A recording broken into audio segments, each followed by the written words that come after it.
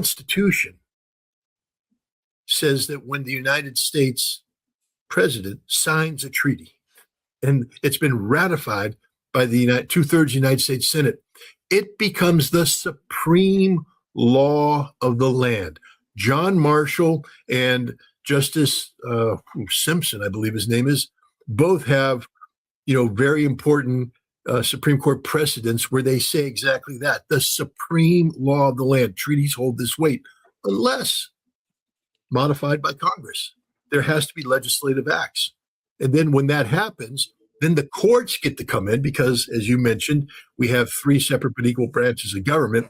No individual branch or a branch operating in unison with another gets to dictate. All three must be in alignment: the executive, the judiciary, and the legislative.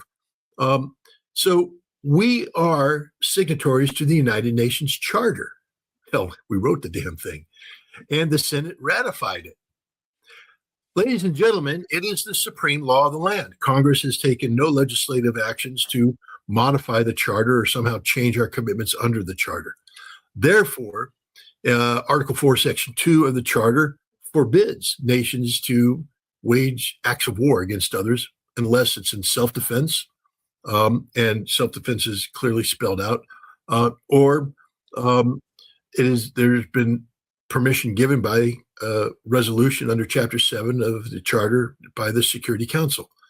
So when President Trump sends, I guess, 500 American soldiers into Caracas to abduct the leader of Venezuela, that's an act of war, and it's unlawful under international law. And therefore, because the law that's being cited is the United Nations Charter, and it is the supreme law of the United States, it's unlawful under the United States. Plus, there's the additional thing of the president doesn't get to declare war.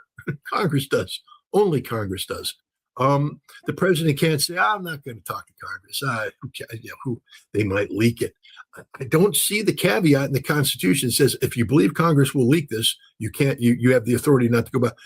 Everything that we're doing in Venezuela, everything we are doing in Venezuela is unlawful constitutionally and under international law, which, because that international law is the charter, makes it unconstitutional to begin with. If you're cheering this war on, you're as un-American as it gets. Scott, you're not patriotic. I'm patriotic. I'm more patriotic than you because I care about what we are, who we are, the Constitution. You cannot cheer on what's happening in Venezuela and call yourself an American. End of story. No debate. None. There is no debate. I mean, to be frank, Maduro, the courts lack jurisdiction. If there's any hope of America, and I wrote an article called The Battle of New York, and I say that basically because we have a president who's acting as a dictator, total disregard for the Constitution, because we have a Congress that's allowing him to do this, the only recourse we have left are the courts.